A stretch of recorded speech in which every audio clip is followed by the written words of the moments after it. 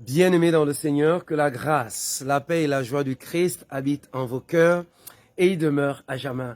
Rendons grâce au Seigneur, qui renouvelle en chacun d'entre nous son souffle de vie.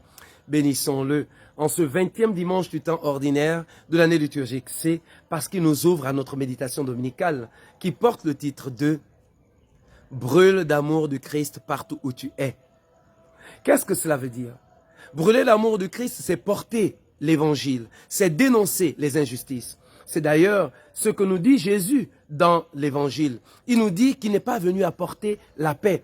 Ça peut être contradictoire. Comment quelqu'un qui est mort pour chacun d'entre nous pourrait-il dire qu'il n'est pas venu apporter la paix alors qu'il nous dit, il nous laisse sa paix, il nous donne sa paix? Ça pourrait être contradictoire. Pas du tout, frères et sœurs. Ce qui nous amène à comprendre, c'est que le fait de rester fidèle à lui fait en sorte que beaucoup qui se ferment à l'accueil de ce feu d'amour s'opposent à son amour, à l'évangile du Christ, et donc tout de suite, ça crée quoi? La guerre et non plus la paix. C'est ce qui se produit dans la première lecture tirée du livre du prophète Jérémie, où Jérémie dénonce l'attitude de Sédécias, qui pourtant a fait une promesse. Et donc Jérémie dit que Dieu ne peut pas être d'accord avec ça. Nous devons rester fidèles. Et Sédécias doit respecter sa promesse. Seulement, ça vaut à Jérémie la mort. Dieu merci, parce qu'il suscite toujours des personnes pour nous secourir lorsque nous sommes fidèles. Alors un Éthiopien vient au secours de Jérémie. Oui, bien-aimé dans le Seigneur, Jésus lui-même, parce qu'il a été fidèle au Seigneur,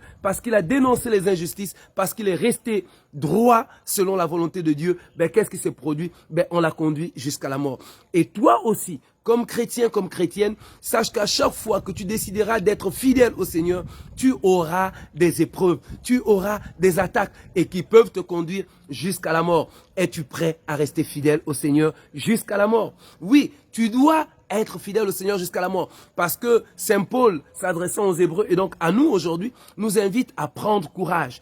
Et il nous dit qu'avant nous, il y a des personnes qui ont eu foi en Dieu, qui sont restés fidèles. C'est le cas d'Abraham, c'est le cas de Moïse. Et il prend aussi le cas de Jésus, qui, par sa foi, nous a libérés, nous a sauvés. Toi aussi, par ta foi, tu dois être capable de rester fidèle au Seigneur, d'annoncer la bonne nouvelle, de dénoncer les vols, de dénoncer les injustices, de dénoncer les impuretés, de dénoncer tout ce qui ne va pas dans le sens de la volonté de Dieu, tout ce qui ne va pas et ne s'inscrit pas dans le sens de l'amour brûlant du Saint-Esprit, de l'amour brûlant de Jésus-Christ, de l'amour brûlant de Dieu pour chacun d'entre nous. Prions donc les uns pour les autres et demandons au Seigneur de nous remplir de cet amour brûlant afin que nous demeurions fidèles à notre foi chrétienne, que nous puissions annoncer cet évangile d'amour, cet évangile de paix et que nous puissions dénoncer les épreuves, les mauvaises œuvres, les mauvaises pratiques pour sa plus grande gloire et le salut de chacun d'entre nous. Loué soit Jésus-Christ à jamais. Que le Seigneur vous bénisse et vous accorde de passer un fructueux dimanche, lui qui est Père, Fils et Saint-Esprit. Amen. Soyez bénis.